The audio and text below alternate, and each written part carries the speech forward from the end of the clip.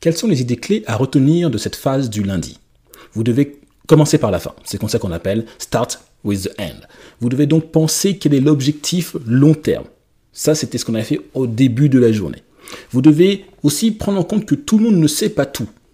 Même si certains vont donner l'impression qu'ils savent tout, tout le monde ne sait pas tout. Vous devez donc collaborer et travailler ensemble. Vous devez donc permettre à tout le monde de pouvoir parler, d'échanger, de donner son idée, ses connaissances. Et après, chacun va pouvoir voter. Alors pour voter, dans les faits, qu'est-ce qu'il faut faire? Il faut que chacun puisse sur un post-it mettre ses idées, les mettre sur le mur. Ensuite, vous allez tout simplement, avec l'équipe, leur demander de regrouper les post-it qui vont ensemble et puis de catégoriser et nommer. Et quand c'est fait, tout le monde pourra réellement voter. Tout le monde a donc la capacité de pouvoir voter, de donner son idée réellement.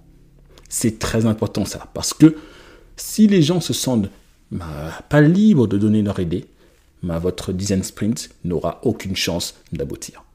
Alors pour vous, en tant que facilitateur, quels sont les conseils que je vous donne? Demandez la permission. Demandez au groupe la permission de faciliter.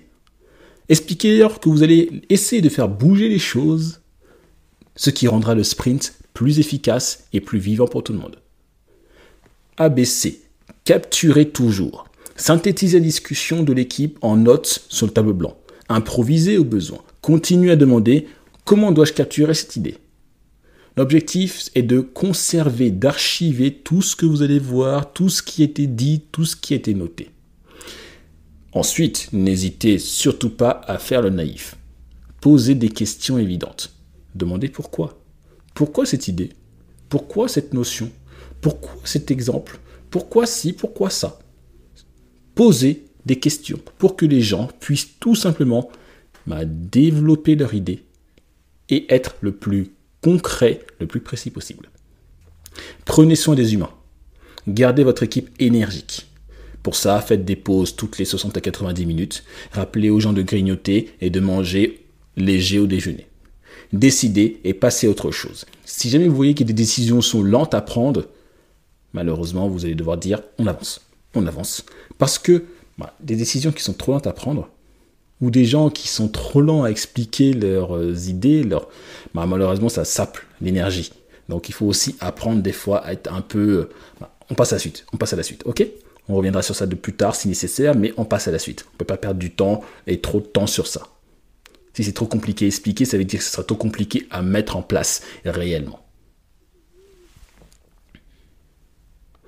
Si jamais vous voyez que la décision peut être importante à prendre, mais que c'est trop lent, là, dans ce cas-ci, c'est plus votre rôle de faire avancer le projet, ça va être au décideur.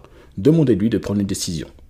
Ça, c'est si vous voyez que la décision qui doit être prise amène dans des directions différentes, en fonction de si c'est oui ou si c'est non, par exemple. Le cas le plus simple, oui, non, si c'est binaire. Là, vous demandez au décideur de choisir. On va dans quelle direction?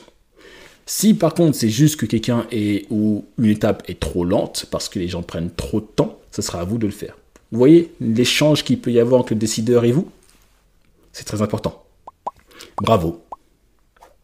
Bravo. On vient de finir la première journée. Allez vous reposer. On se retrouve demain pour la deuxième journée.